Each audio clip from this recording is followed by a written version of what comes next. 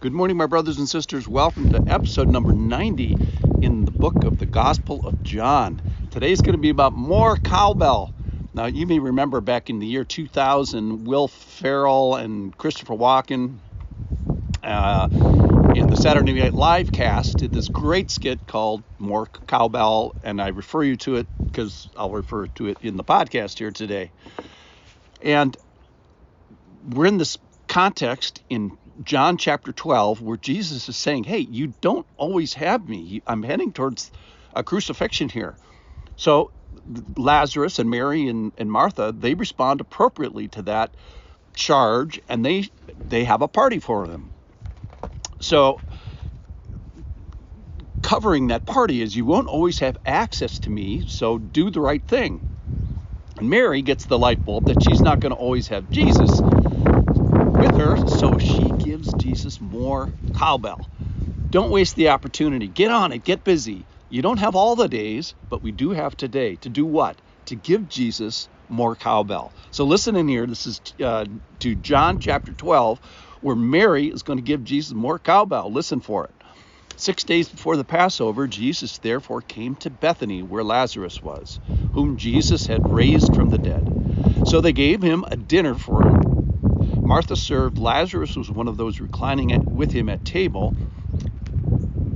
Verse 3, Mary therefore took a pound of expensive ointment made from pure nard and anointed the feet of Jesus and wiped his feet with her hair. The house was filled with the fragrance of the perfume. But Judas Iscariot, one of the disciples,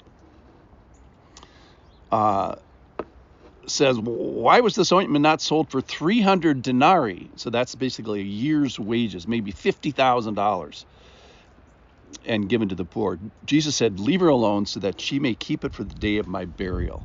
For the poor you will always have with you, but you do not always have me. So let's focus to a couple of things, and we're going to get to the cowbell. First of all, the anointing and the dust. The irony of this is Mary is anointing the feet of the anointed one. Well, that's what Christ means. It's the office that Jesus occupies, which is the anointed one, or the king of Israel.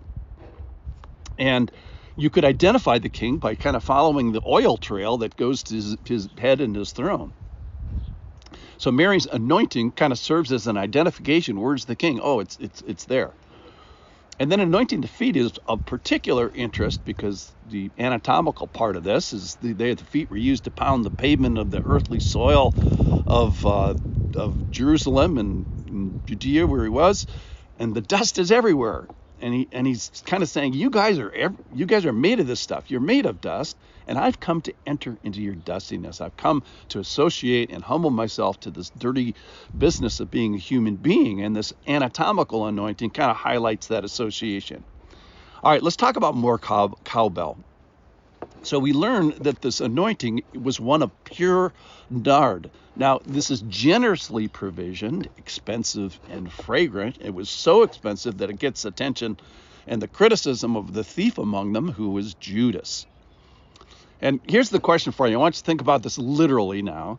So if you were tasked with bathing someone's feet with butter, how much butter would be enough? So think about your fridge. Would one pat of butter do the job? My answer, I think, actually probably would do a nice job of coating 2 feet. Well, how about like 16 pats of butter? I can't think that's how many tablespoons are in a stick of butter. I have no idea. Well, how about a pound of butter?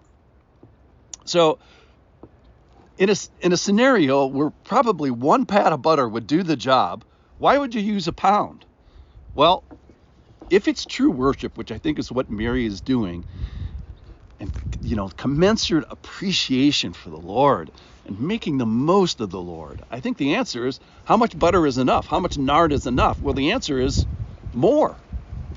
At least it's a lot. And I think Mary is saying here, hey, more cowbell is better. This is the more cowbell moment of appropriate worship. So we have this interaction of humanity here with this temporarily visiting divinity, Jesus. So you better get to worship, and that's exactly what Mary does. More is better, more butter is better, more nard is better, more expensive is better, more fragrant is better, more cowbell is better. And why is that? Well, because you don't have a lot of time. You don't always have me. How many more chances are you going to get for this? The answer is going to be 0. The next time is going to be at my burial. Jesus' funeral is less than a week away from this historical moment. So quit criticizing her, and any remaining nard can be used at my funeral, but let's not wait for the funeral. So Mary gets to do literally what every Christian tries to do every Sunday morning, which is to give Jesus more cowbell of worship. So give Jesus a taste of my all. Give expensively, give sacrificially, give appreciatively.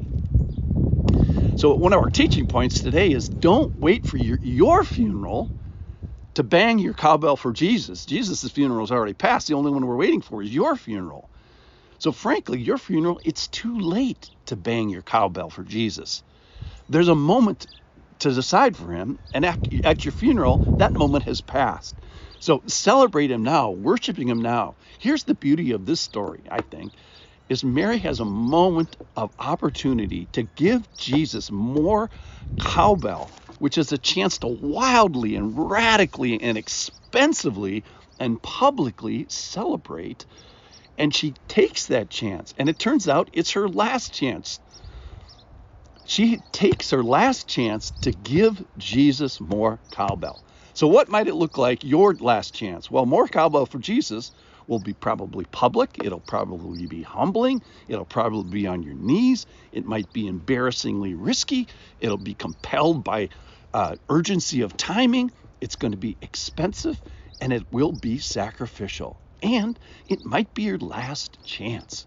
So Mary's anointing identifies him and identifies with our dust, but it worships him. And she teaches us here how to do what we must all eventually do, which is to give Jesus more cowbell. Thanks for listening.